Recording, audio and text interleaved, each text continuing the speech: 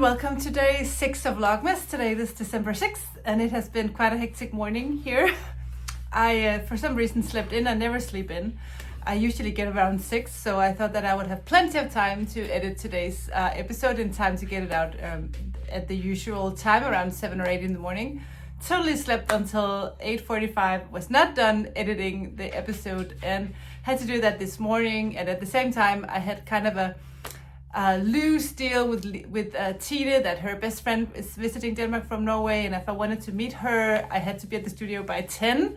And when it was I was sitting here in my office at 9:30 going, I will not be able to make that. I haven't even had a shower yet and the video has not been uploaded yet or anything. But I just dropped everything, took a really quick shower, went to the studio with wet hair and coffee breath, and met Malene, and that was very nice to just, you know, see someone that means a lot to another person. So I just met her briefly and she was the sweetest thing ever.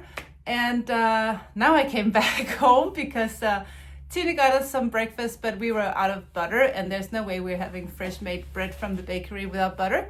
So I'm just home to grab a few things.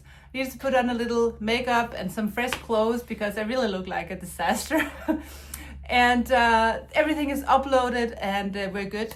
But I will head to the studio. We need to fix the place and make everything look nice because we just decided to have a little opening on Saturday. So between 10 and 12 tomorrow, Saturday, we will have the studio open if people want to stop by and just feel the Christmas vibe there and maybe buy some yarn and some leatherwork or whatever for Christmas.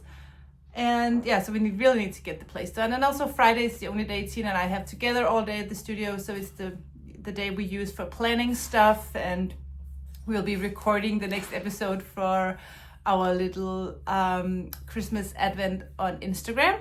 If you haven't watched that, you can go to either mine or Tine's Instagram and see what we're up to, and comment if you like what you see, or comment if you have any ideas what you would like for us to do during that little vlog advent calendar thing we have. I will grab my stuff and head back to the studio and have breakfast with Tine. And you can come with me if you want to.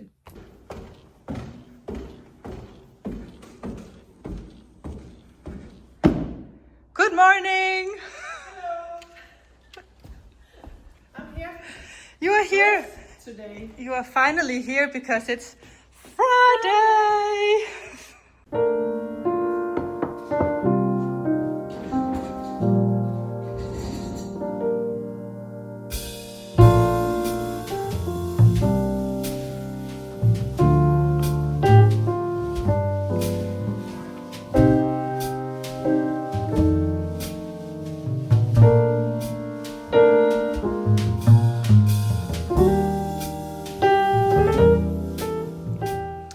So as a normal person, I have cheese on one and chocolate on the other.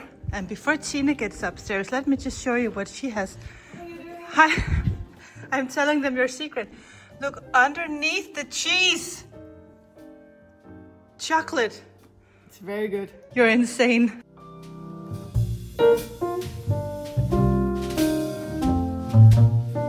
So I just found out today that the color of the year for 2025 by Pantone, they do every year in December, they nominate or decide what the color will be for the next year, like the number one color. And they have just announced that it will be Mocha Mousse. And I have been going online and just kind of checking out the color and what kind of other colors they think goes well with this color. So they have like a theme of colors that go together, and I'll put a picture of some of them up here so you know what I'm talking about. And I thought, well, actually it was not my idea. It was actually Tina who said, why don't you do like a 5-skein set with these colors and make little 5-skein minis with these. And that's a good idea. And I think we will also in January do like a little thing with some leather in a coordinating color and have little surprises, pre-orders in January. But for now, I just really want to play with this color. So I think I will prepare a few dye baths, and I thought maybe to start with minis, but actually because it takes a whole lot of time to make all the minis ready, I think we'll just start to play around a little bit with some of my other. I think I'll do my single merino 366 base because it's fast and it takes the dye beautifully. And just to play around and see if we can hit that mocha rose. I will turn the camera around and you can follow along while I dye some of these colors, and we will see what they look like, and maybe you can help me decide which one you think is the one that is closest to the Pantone color of the year. So let's hit the dye pans.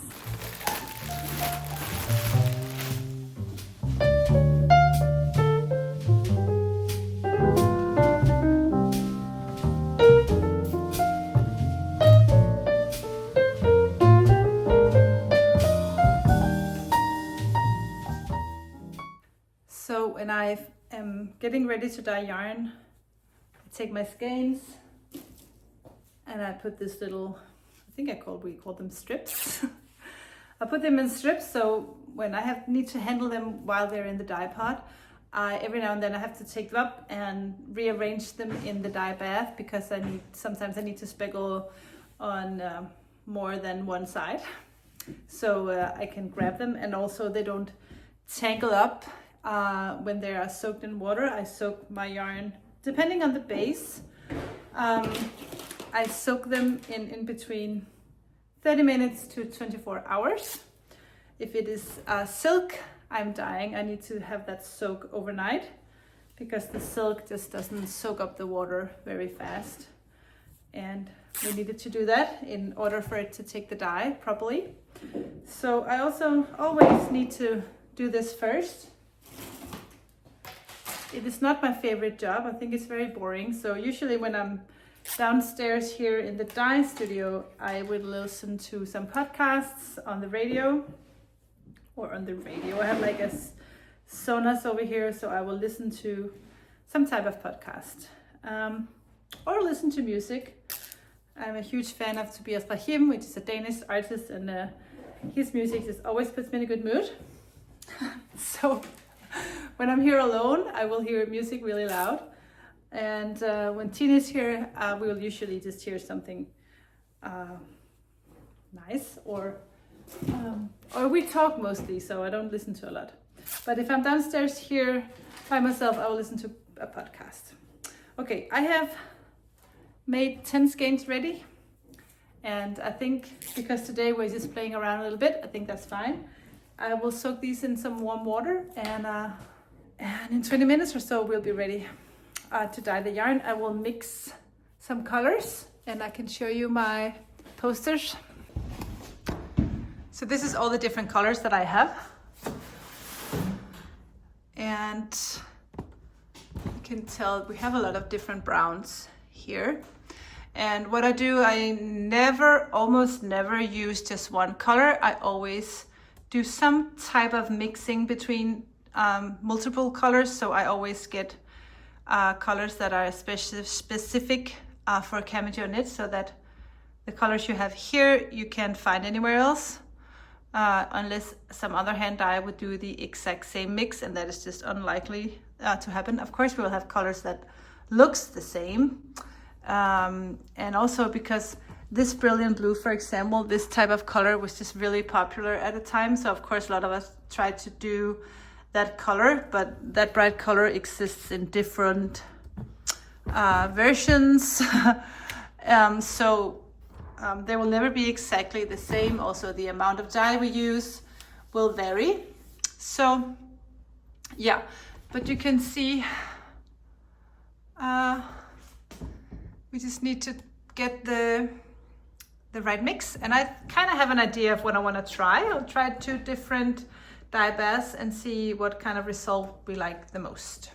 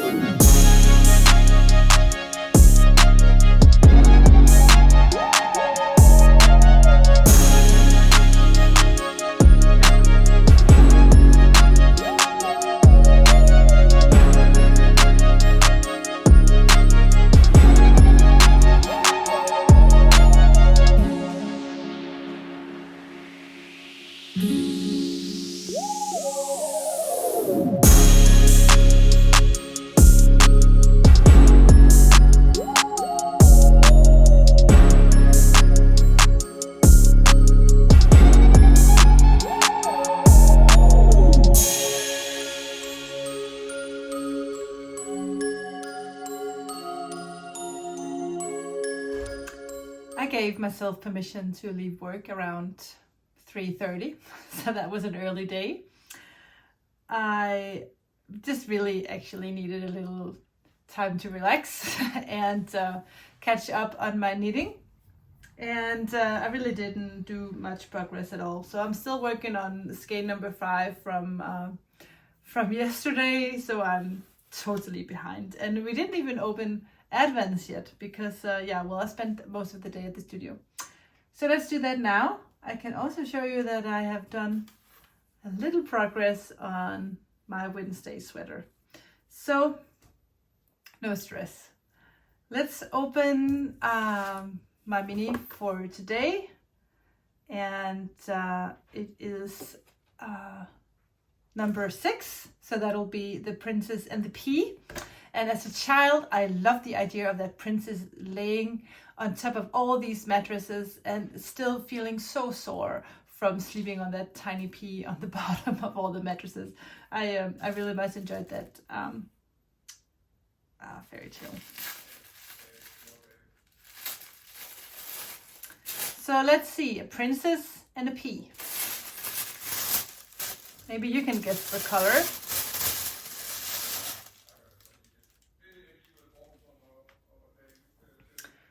Very much princess, and every here and there there's a little touch of a pea, I think,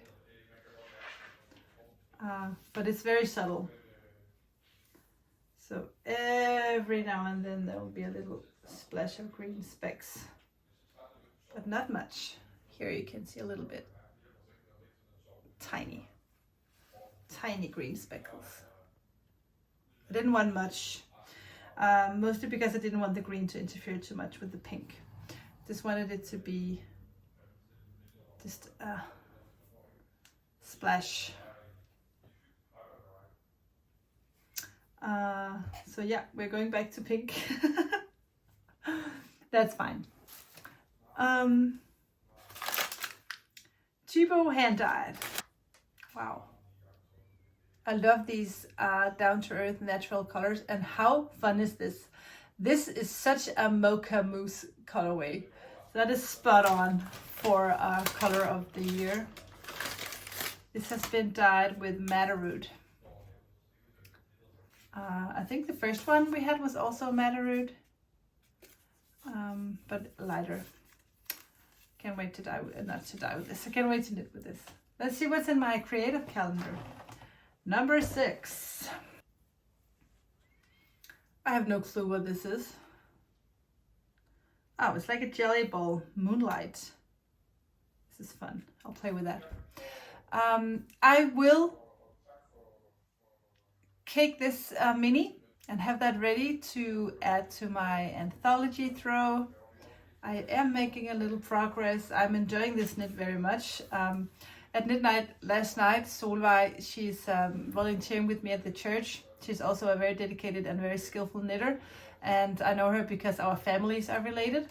And she just cast it on for the anthology throw last night at midnight as well. And it was because I was knitting it. We were having a meeting the other night and she's like, what are you knitting on? I was like, it's called the anthology throw. She's like, I want to knit one too. So she cast on last night. I think it's so much fun. So we're doing the same blanket in the same advent, except she has the single ply base and I have the merino silk blend base.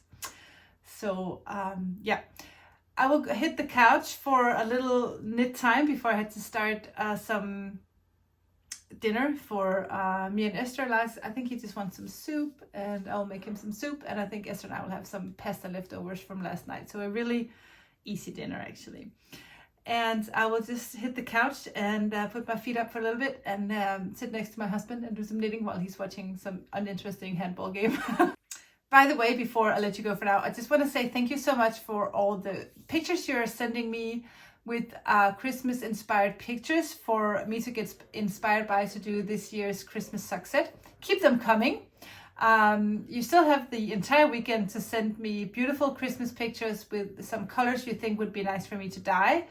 And I have a few already and I have some favorites, but keep them coming because this is really fun for me to see what your favorite Christmas colors are and have them in a picture so that I can kind of see if I can duplicate the colors and make this year's sock set for 2025. And yeah, keep those coming. I really think it's so much fun when we interact. You send me ideas and I make some kind of product.